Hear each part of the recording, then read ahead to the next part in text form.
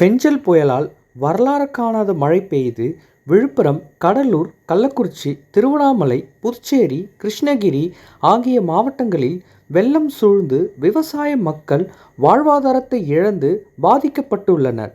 தமிழ்நாடு அரசு பாதிக்கப்பட்ட மாவட்டங்களில் ரேஷன் அட்டைக்கு தலா 2000, புயல் வெள்ளத்தினால் உயிரிழந்தவர்களின் குடும்பத்திற்கு இழப்பீடு தொகையாக ரூபாய் 5 லட்சமும், சேதமடைந்த குடிசைகளுக்கு இழப்பீடு தொகையாக 10,000, சேதமடைந்த பயிர்களுக்கு ஹெக்டருக்கு 20,000 ரூபாயும், வெள்ள ஆடு, செம்மறி ஆடு உயிரிழப்பு நிவாரணமாக 4,000, கோழி உயிரிழப்பு நிவாரணமாக 100 என அறிவித்துள்ள நிலையில், விழுப்புரம் மாவட்டத்தில் தமிழக விவசாயிகள் வாழ்வாதார முன்னேற்ற சங்கத்தின் மாநில தலைவர் பாசப்பரிமளம், விழுப்புரம் தெற்கு மாவட்ட தலைவர் காண்டிப்பன், விழுப்புரம் வடக்கு மாவட்ட தலைவர் முருகன், திருவண்ணாமலை மாவட்ட தலைவர் சரவணன், மாநில துணைச் செயலாளர் செந்தில், மாநில செயலாளர் SR லிங்கம், மாநில துணைத் தலைவர் முருகவேல், அருணாச்சலம், குமரேசன், மாதவன் மற்றும்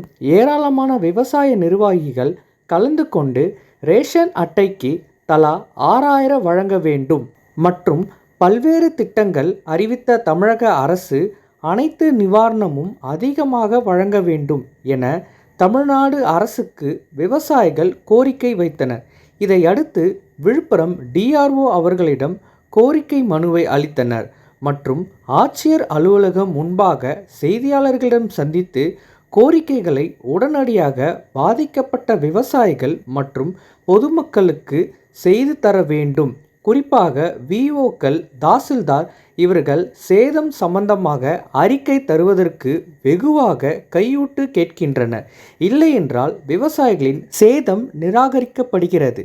ஆகையால் அரசு தயவு கூர்ந்து இவர்களை கண்காணிக்க நடவடிக்கை எடுக்க வேண்டும். இல்லையென்றால் தமிழகம் முழுவதும் கண்டன ஆர்ப்பாட்டம் நடத்துவோம் என்று செய்தியாளர்களிடம் கூறினார்கள்.